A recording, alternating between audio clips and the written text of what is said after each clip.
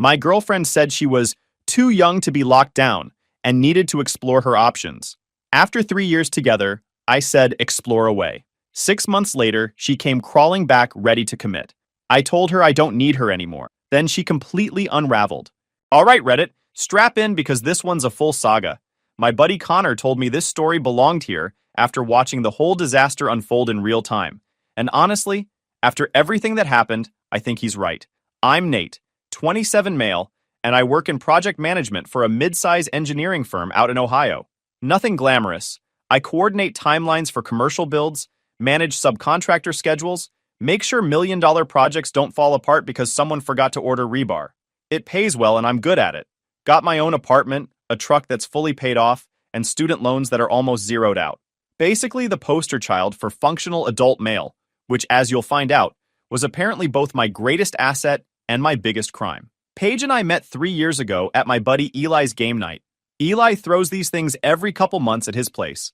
Board games, card games, way too much competitive energy for a Wednesday evening. Half the fun is watching people lose their minds over Settlers of Catan, like there's actual money on the line. Paige showed up with a mutual friend, sat directly across from me, and proceeded to trash talk me for 2 straight hours while systematically stealing every resource I needed. Blocked my longest road, swiped the spot I was eyeing for a settlement, and did it all with this grin that made it impossible to be annoyed. I asked for her number before the game was even over. She was 22 at the time, wrapping up her last year of college with an education degree. Smart, funny, had this energy about her that made rooms feel different when she walked in. Not in a loud, attention-seeking way, more like she just naturally pulled people toward her. We started dating within 2 weeks of that game night, and honestly, things clicked faster than anything I'd experienced before. The first year was the kind of relationship you'd describe to your single friends just to watch them roll their eyes. We survived her finishing college, my company relocating me to a satellite office across town, and even a 6-month long-distance stretch when she landed a student teaching internship 2 states away. That LDR period alone would have killed most couples, especially ones that young. We made it work with alternating weekend visits and phone calls that went past midnight on weeknights. My phone bill was criminal, but it felt worth it. By year 2, we'd settled into this rhythm that felt like it had no expiration date. Sunday morning breakfast at this diner she loved where the pancakes were mediocre, but the coffee was somehow perfect. Thursday evening taco runs to this hole-in-the-wall spot that made carnitas so good, I'm convinced the owner sold his soul for the recipe. I knew her coffee order, her Netflix queue, which side of the bed she claimed, and exactly how many minutes to let her vent about her day before she wanted solutions, versus just someone to listen. Her family absorbed me like I'd always been there. Her dad, Robert, was this old-school civil engineer who'd spent 35 years building bridges and overpasses before retiring. We'd bond over project timelines and structural calculations at the dinner table, while everyone else glazed over. The man had stories about every overpass in the county, knew which ones he'd designed, and which ones had problems he could have fixed better. He showed me how to properly read a soil report, which sounds boring until you realize it's the difference between a building standing and a building becoming a very expensive pile of rubble. We'd spend Sunday afternoons watching football together, arguing about whether the Bengals would ever get their act together, and he'd tell me about engineering projects from the 80s, like they happened last week. Her mom, Patricia, treated me like the son she'd been waiting for, always sending me home with containers of leftovers stacked so high I needed both hands to carry them to my truck, texting me articles she thought I'd find interesting, asking my opinion on household stuff like I was already part of the family. She once called me directly to ask which paint color she should pick for the guest room, because she trusted my eye more than Robert's. I picked the sage green. It looked fantastic. They'd constantly tell Paige how lucky she was.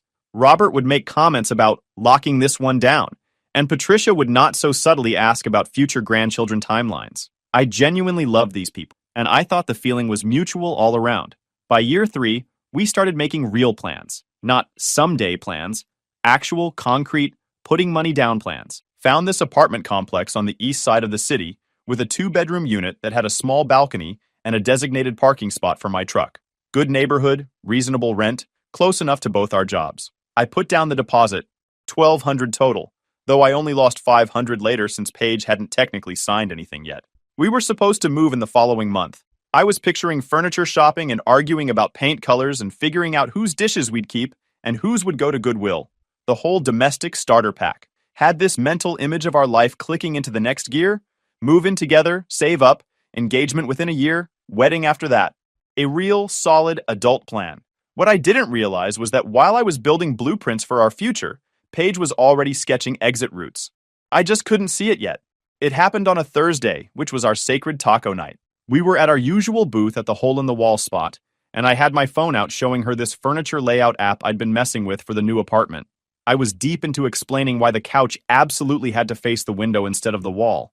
Something about natural light and optimal TV angle positioning that I genuinely spent way too much time calculating when she put her fork down. Now, in the history of human relationships, nothing good has ever followed someone setting down their utensil mid-bite with that particular look on their face. It's the universal signal for the next 60 seconds of your life are about to be terrible. Nate, we need to talk. Stomach, floor, immediate. She started doing that thing where she twirls her hair around her finger, which she only did when she was nervous or about to say something she knew would detonate. She said she'd been thinking a lot lately, that she was only 25, that she'd only ever been with 3 guys her entire life, and I was one of them, that she felt like she was missing out on experiences, that she was too young to be tied down.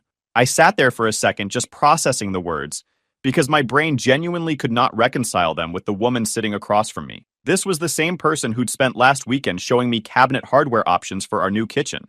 The same person who'd cried happy tears when we got approved for the apartment. She kept going, said she could see the trajectory we were on, move-in, engagement, wedding, kids, the whole life roadmap, and she wanted to explore her options before locking herself into that path. See what else was out there before committing. Let me translate that into plain English for the audience. My girlfriend of 3 years, exactly 3 weeks after I put down a deposit on our apartment, was dumping me so she could go date other guys. But she called it exploring options, because that sounds more like a personal growth journey and less like what it actually was. Then came the part that still makes my jaw clench when I think about it. She reached across the table for my hand. I pulled it back and said we could totally stay friends through all this. That maybe after she'd had her experiences, we could reconnect down the road and pick up where we left off. And then the quote, the one that'll be etched into my brain until I'm 90 years old and can't remember my own name, but somehow still remember this. You're definitely husband material, Nate. Just not yet. Husband material. Just not yet. Like I was a really nice winter coat. She was hanging in the back of the closet until the weather changed. I told her very slowly and very clearly that if she walked away from this, it was permanent. Not a break. Not a pause. Not a, let's revisit this in 6 months. Done. Over. Finished. She laughed. She actually laughed like I just told a joke at a dinner party. Said I was being dramatic. That people take breaks all the time and it's totally normal. I told her this wasn't a break. She was ending a 3-year relationship to go date around. And we both knew it. She sighed like I was being difficult, then delivered the knockout punch. I know you're upset, but you'll understand eventually. We're meant to be together, Nate. I just need to get this out of my system first. Get it out of her system. Like I was the boring vegetable she had to eat before she could get to dessert. I stood up, put cash on the table for my half, looked at her one last time and said, explore away, Paige. Hope you find what you're looking for. Then I walked out of that restaurant while she sat there with her mouth hanging open and her carnitas going cold. Went home and called the landlord immediately. Lost the $500 from the deposit since Paige hadn't co-signed anything. But honestly, best $500 I ever spent. Blocked her on everything that same night. Phone, Instagram, Facebook, Snapchat, the works. Not out of spite, and not dramatically, just decisively. She wanted to go explore? She could do it without me watching from the cheap seats. I'm not going to sit here and pretend the first few weeks were some triumphant montage of self-improvement and zero feelings. 3 years is a long time to share your life with someone, and your brain doesn't just flip a switch because your pride made a decision your heart hasn't fully endorsed yet. I'd reach for my phone to text her something I saw that was funny, then remember. I'd pass by the taco place on my way home and feel this hollow thud in my chest. The apartment felt weirdly quiet without her random evening phone calls about whatever drama unfolded at her school that day. But here's what I know about pain. It's temporary if you refuse to feed it. And I flat out refused. Started channeling every ounce of that emotional energy into things that would actually pay dividends. Joined a rec league basketball team that played Tuesday and Thursday nights. My company was offering a professional development certification program for project lead, so I enrolled in that too. Between full-time work, basketball twice a week, and studying for the certification on weekends, I barely had time to eat dinner, let alone sit around replaying conversations in my head. The work stuff took off faster than I expected. My manager had been hinting at a promotion for a while, and about 6 weeks after the breakup, he pulled me aside and said he was putting me on the short list for team lead. Said my output had jumped noticeably, and he wanted to fast-track me once I finished the certification. Turns out, when you're not allocating mental bandwidth to planning date nights, analyzing text message tones, and navigating the emotional landscape of another person's mood swing, you can actually pour that focus into your career. Revolutionary concept. Upgraded a few things in my life that had been on hold. Bought a new couch that was entirely my taste. Dark leather, oversized, zero decorative pillows. Set up a proper home office with dual monitors. Started cooking real meals instead of the compromised restaurant choices couples always end up making, where nobody's thrilled but nobody's technically disappointed either. I could eat steak 3 nights in a row if I wanted, and nobody was going to suggest we try that new Mediterranean place instead. Rec league basketball turned out to be exactly what I needed. Mix of guys from different backgrounds, couple of teachers, an accountant, a firefighter, this quiet electrician named Dale who barely talked off the court but turned into an absolute animal during games. We'd run full court for 2 hours, grab food after, talk about nothing important. No relationship analysis, no emotional debriefing. Just dudes being dudes. The kind of friendships where you don't have to explain yourself or justify your feelings. You just show up, compete, eat, and go home feeling better than when you arrived. Dale became a regular hangout buddy outside of basketball too. Guy had this workshop in his garage where he restored old radios and turntables. Started spending some Saturday mornings over there, helping him strip old cabinets and rewire vintage equipment. Working with your hands when your brain won't stop churning is better than any coping mechanism anyone's ever invented.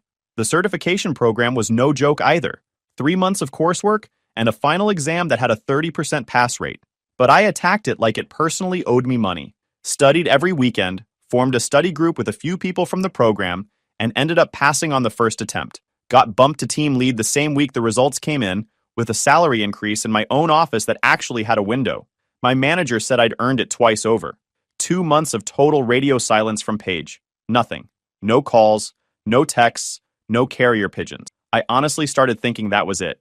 Clean break, clean ending, everybody goes their separate way. She got what she asked for. I was building something better. Life moves on. I genuinely could not have been more wrong about what was coming. The reconnaissance mission started exactly 2 months in, like she'd set a calendar reminder. First wave was Brooke, Paige's best friend, texting me from an unknown number. Hey Nate, it's Brooke. Can we talk? Paige is really struggling. Deleted it without responding. I wasn't Paige's emotional support system anymore. She'd voluntarily deactivated that service. Then her sister Dana tracked me down on LinkedIn. LinkedIn, the professional networking platform, sent me this corporate-style message that started with hoping my career was going well, then casually pivoted to asking if I'd be at Eli's upcoming birthday party. Dropped in that Paige had mentioned we were taking some space, but she really missed me. Taking some space, like I'd gone on a business trip and would be returning to my regularly scheduled relationship shortly. Didn't respond. Then came the accidental encounters, which were about as accidental as a premeditated ambush. Suddenly, Paige was at my coffee shop on a Tuesday morning, at my grocery store on a Saturday. At the bookstore, I hit up every single weekend without fail. Each time she'd do this exaggerated surprise face, like she was in a community theater production of Coincidence, the musical. Oh, Nate! What are the odds? By the third random encounter, I just looked at her and said the odds were extremely high considering she had my entire weekly routine memorized. She tried to look offended, claimed she shopped at that particular store all the time now. I reminded her she once told me, in her own words, that their produce section smelled like a compost bin having a bad day. She huffed and said, "People change." "Exactly," I said, and steered my cart towards self-checkout without looking back. Meanwhile, through mutual friends who apparently thought I needed to stay updated, I got the highlight reel of Paige's exploration phase. Different guy rotating through her Instagram stories every couple of weeks, out partying every weekend, a Vegas trip with some random dude she'd matched with on a dating app, group photos where she's front and center with guys I'd never seen before, captioned with stuff like living with no regrets and this is what freedom feels like, living her absolute best life, apparently. And honestly, good for her. Genuinely, she wanted to explore, she was exploring. That's called following through on your own decision. Nothing but respect for the commitment to the bit. Connor was the one who kept me most informed, even though I told him multiple times I didn't need updates. He'd send me screenshots with no context, just a LOL or a bro. One time he sent me a photo of Paige at some rooftop event with a guy who looked like he sold cryptocurrency as a personality trait, captioned "New connections, new energy." Connor's response to me, "The new energy looks like it skipped leg day." I'll give the man credit. His commentary was consistently elite, even when I wished he'd just stop sending me this stuff entirely. The thing is, while she was out there cataloging her options, I wasn't sitting in my apartment staring at old photos. The basketball league had me in the best shape I'd been in since college. The certification program was opening up project opportunities I wouldn't have had access to before. I was building friendships that existed on their own merit, not because of couple dynamics or social obligations. My entire life wasn't just surviving without Paige, it was actively, measurably, undeniably better.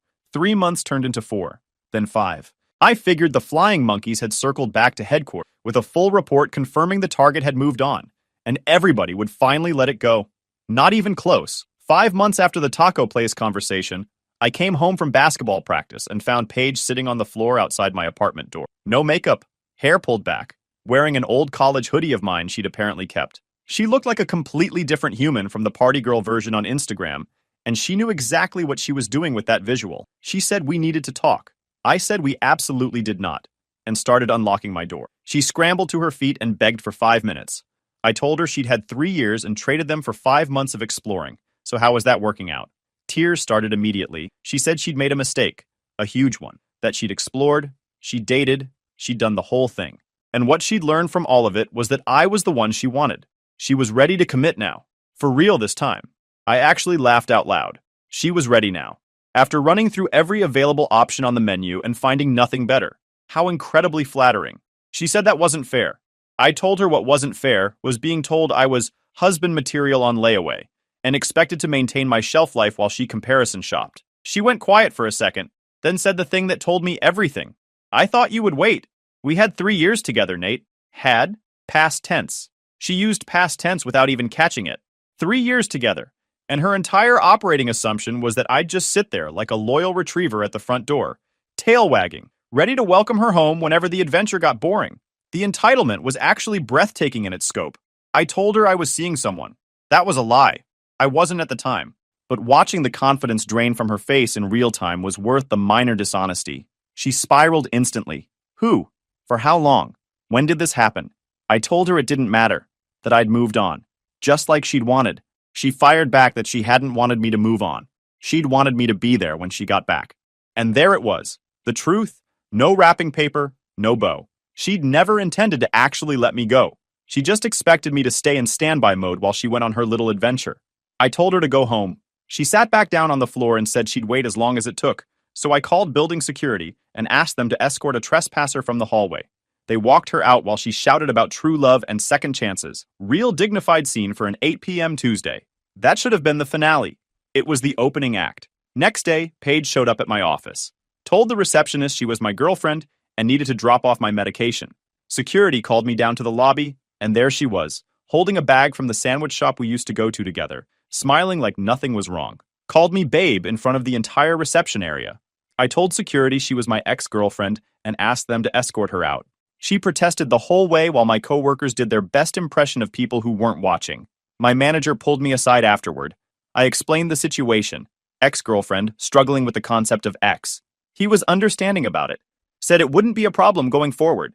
Spoiler, it became a problem going forward. Different strategy this time. Flowers showed up at my office 2 days later.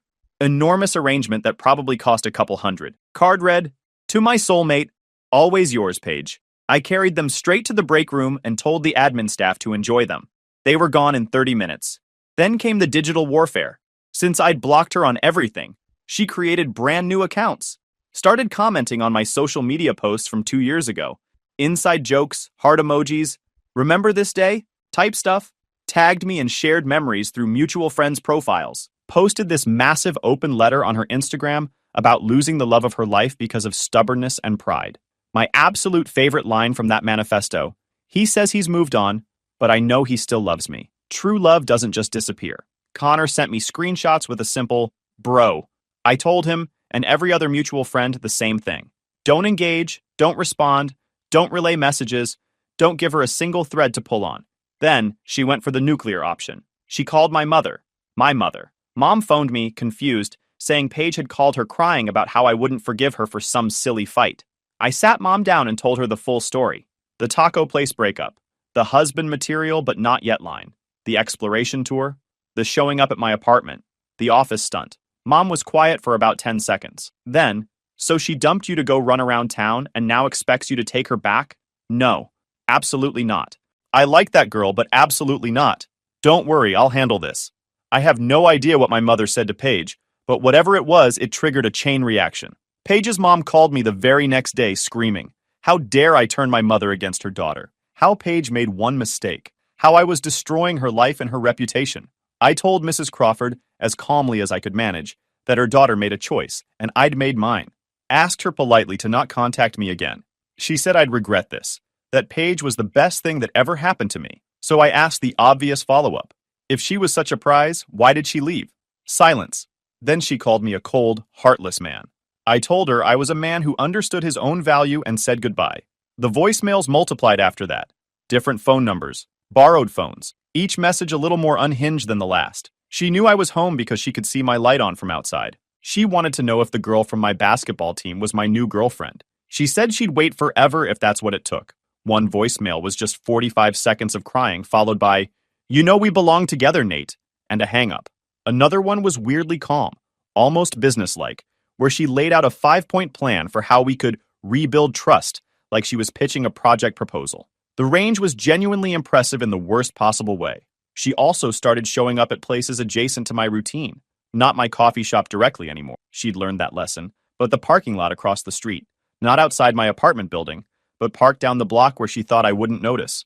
Like she'd read an article about restraining order boundaries and was trying to find the exact line she could toe without crossing. Except there was no restraining order yet, and she was still very much crossing every reasonable boundary a person could cross. I filed a police report for harassment. The officer was sympathetic but realistic. Unless she physically threatened me, it was technically a civil matter. Suggested I pursue a restraining order. My buddy Gavin, who's a lawyer, looked into it and said I needed more documentation. Every text, every voicemail, every unexpected appearance, log it all. Build the file until it's undeniable. So that's exactly what I did. Became the most organized stalking victim in the state of Ohio. Every incident timestamped, cataloged, and filed. Project management skills coming in clutch for reasons I never anticipated. 6 months after the original breakup, things went nuclear. I was on a date, my first real one since Paige, with a girl named Ren from the certification program. She was an environmental engineer who could explain watershed drainage systems and make it actually interesting. Had this bone-dry sense of humor that snuck up on you, and, critically, treated me like someone she was excited to be around, not someone she was keeping in her back pocket. We were at this Italian place downtown, sharing appetizers and having a conversation that flowed so naturally, it was almost suspicious. After 3 years of walking on eggshells I didn't even realize were there. Talking to someone who was simply present and engaged felt like stepping into sunlight after a long winter. About 45 minutes in, Ren's expression shifted. She leaned across the table and said quietly that there was a woman sitting alone near the front of the restaurant who'd been staring at us for a while. Not casually glancing over. Staring, like she was trying to set something on fire with her eyes. I turned around, and there was Paige, wearing the red dress I'd bought her for our second anniversary, which was a choice that said everything about her mental state. She gave me this little wave like we were old friends bumping into each other at the grocery store, then stood up and started walking toward our table. Nate, what a coincidence. I told her she needed to leave, immediately. She completely ignored me, looked at Ren, and introduced herself as my girlfriend, then corrected herself. Ex. But not for long. Smiled like a shark that just spotted a swimmer. Ren started to stand up. I reached over, touched her hand, and asked her to stay. Turned to Paige and told her she was embarrassing herself. She tilted her head and asked if she was the one who was embarrassing herself, or if I was embarrassing myself with this obvious rebound. Then Ren did something that caught everybody off guard. She sat back down, looked Paige directly in the face, and said in this calm, even voice that whatever Paige had with me, she threw it away. That following someone to restaurants wasn't romantic. It was pathetic. Paige's whole demeanor cracked. Told Ren she didn't know anything about our relationship. Ren said she knew I'd blocked Paige, knew she'd been harassing me, and knew Paige was about 3 seconds from being escorted out if she didn't leave on her own. I pulled out my phone and said I was calling the police. Paige lunged for it, tried to snatch it out of my hand, and in the process knocked Ren's glass of water all over her white blouse, soaked her completely. The entire restaurant went quiet. The manager materialized like he'd been watching on a security camera, which he probably had, and told Paige firmly that she needed to leave. She refused, said I was her boyfriend. I corrected him. She was my ex. She was stalking me and I needed him to call the police. He nodded to a waiter who already had his phone out. That's when the math finally clicked for Paige. Her eyes darted around the restaurant at every single face turned in our direction, and you could see the realization hit her like a cold shower. She started backpedaling, begging, telling me not to do this, please. I told her she did this. Every single choice, every escalation, every boundary she bulldozed through. She did all of it. Every step from the taco place to this moment was her own doing. Police showed up about 10 minutes later. 2 officers took statements from me, Ren, the manager, and a couple of nearby diners who'd had front row seats to the entire production. Paige tried to frame it as a misunderstanding between 2 people who used to be in love, but Ren's soaked blouse kind of undermined the harmless little chat narrative. They didn't arrest her, but they issued a criminal trespass warning for the restaurant and strongly recommended she stop contacting me entirely. As they escorted her out, she turned and yelled across the entire restaurant that this wasn't over, that we were meant to be together. Every head in the place swiveled like they were watching a live soap opera. Dinner and a show, folks. No extra charge. Ren handled the whole thing with more composure than I probably deserved on a first date. Actually cracked a joke about it being the most memorable Tuesday evening she'd ever had. The restaurant comped our meal, probably out of pity and secondhand embarrassment, and we ended up grabbing pizza down the street since the vibe at the Italian place was fairly torched. She kissed me goodnight at her car and said to give her a call when I got the restraining order sorted out. I knew right then. Keep her. Filed for an emergency protective order first thing the next morning. Court date set for the following week. Court day arrived on a Wednesday morning. I showed up with Gavin and a folder thick enough to double as a doorstop. Every single text message documented and printed. Every voicemail transcribed word for word. Witness statements from the restaurant incident. The police report. Building security logs from my apartment. The LinkedIn messages from her sister. Screenshots of the fake social media accounts. The flower delivery receipt. All of it. Organized chronologically with tabs and labels. Because if there's one thing a project manager knows how to do, it's compile documentation. Paige showed up with her mom and a lawyer who looked like he'd been pulled from the bottom of a search results page. She was dressed like she was heading to Sunday morning service. Conservative navy dress, minimal makeup, hair pinned back in a neat bun. The transformation from party girl to choir girl was genuinely impressive from a costume design standpoint, even if nobody in that courtroom was buying it. The judge took her time reviewing the evidence. Page after page, voicemail after voicemail. Methodical, thorough. The kind of review that makes a guilty person's hands start shaking, which Page's absolutely were. Her lawyer made his pitch, called it a misunderstanding between 2 former partners, said his client simply wanted closure and had been trying to apologize for ending the relationship too hastily. The judge looked at him over the rim of her glasses and asked if he'd actually reviewed the full evidence packet, specifically the voicemail where his client stated she could see my apartment light on from outside, implying she was surveilling the building. Even the lawyer looked like he wanted to be somewhere else. Then Paige asked to address the court directly. Against her lawyer's advice, which in my experience is never a good sign for anyone, she stood up and gave this rehearsed-sounding speech about how we'd had 3 beautiful years together, and she'd made one mistake. That she'd simply asked for space to grow as a person, and now I was punishing her for it. The judge wasn't moved, confirmed that Paige had ended the relationship voluntarily, in her own words, to explore options. Paige acknowledged that but tried to qualify it. The judge cut her off, asked if I had told Paige at the time of the breakup that it would be permanent. Paige said I'd been upset and didn't really mean it. The judge flipped through another page, told Paige she was 25 years old, more than old enough to understand that decisions have consequences, that she'd ended a relationship. The other party had accepted that ending and moved on with his life, and her refusal to accept his decision had escalated into stalking, harassment, workplace disruption, and an altercation at a restaurant. Paige protested the altercation part, said she hadn't assaulted anyone, just knocked over a glass accidentally. The judge reminded her that the glass got knocked over while she was attempting to grab my phone after she had followed me to a restaurant where I was on a date, which wasn't an accident. It was the predictable result of a pattern of escalating behavior. Paige broke down crying, said through tears that she just wanted me back, and asked if wanting someone back was really a crime. The judge paused for exactly 1 beat, then said yes. The stalking and harassment components were, in fact, crimes. Restraining order. Granted. 2 full years. 0 contact of any kind. Maintain a distance of 500 feet at all times. No communication through third parties. No social media contact. The whole package. Walking out of the courthouse felt like stepping out of a building I'd been locked in for months. That particular weight I'd been carrying since the first voicemail, that low-grade anxiety of not knowing when she'd pop up next, just evaporated. Didn't get far before Mrs. Crawford intercepted me in the parking lot. Asked if I was happy now. said I'd humiliated Paige and destroyed her reputation. I told her, as evenly as I could, that Paige had done this entirely to herself. She fired back that Paige loved me. I corrected her. Paige loved the idea of having me stored as a backup plan. Those are two fundamentally different things. She told me I'd die alone with my attitude. Gavin stepped in before I could respond. Informed Mrs. Crawford that any further contact from her or any family member would constitute a violation of the protective order by proxy and would be treated accordingly. Advised her strongly to walk away. She did, but not before lobbing one last shot over her shoulder. She was too good for you anyway. Right. That's why she was tracking my apartment lights and ambushing me at Italian restaurants on a Tuesday evening. Clearly the behavior of someone out of my league. The aftermath was swift and brutal, and every bit of it was self-inflicted on her end. Paige lost her job within 3 weeks of the court date. From what I heard through mutual friends, she'd been calling in sick multiple days a week for over a month.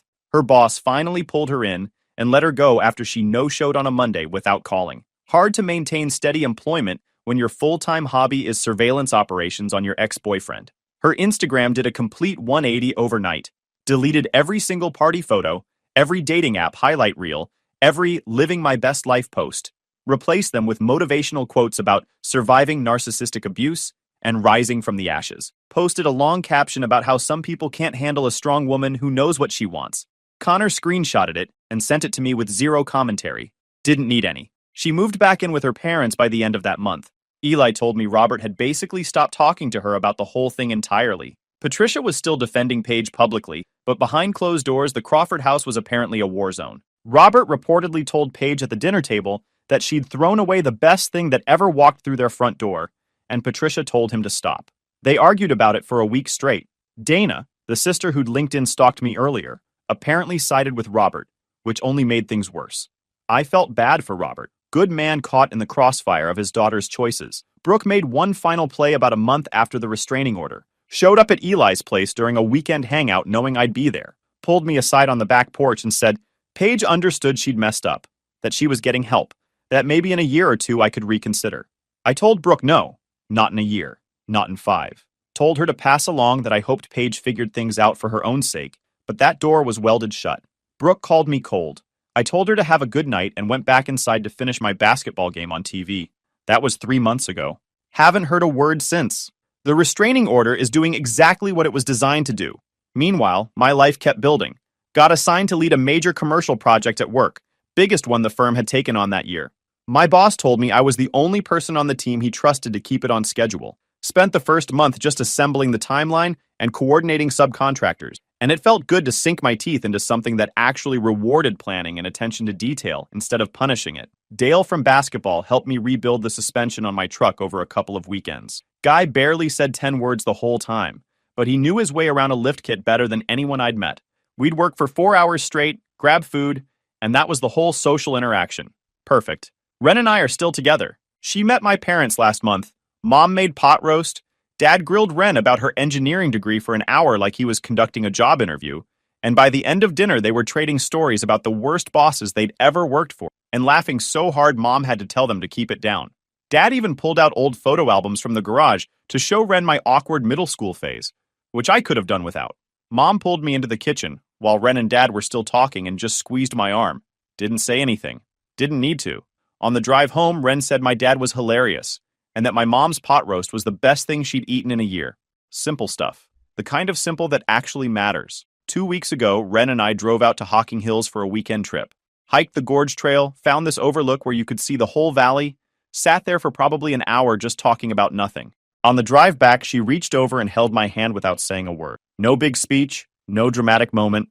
Just two people who wanted to be exactly where they were with exactly who they were with. Last week, Connor forwarded me one final screenshot. Paige had posted a new Instagram story, a photo of a journal and a cup of coffee, captioned, "Day 1 of my new chapter." Connor's message underneath, "How many chapters is this girl on now? She's writing a whole trilogy." I laughed, put my phone down, and went back to the project timeline I was building. Had a deadline coming up and subcontractors to wrangle. Some people spend their lives writing chapters. Other people just live. Best $500 deposit I ever lost. If you enjoyed this video, please hit that subscribe button. It really helps the channel and help us bring you more and better stories. Thanks.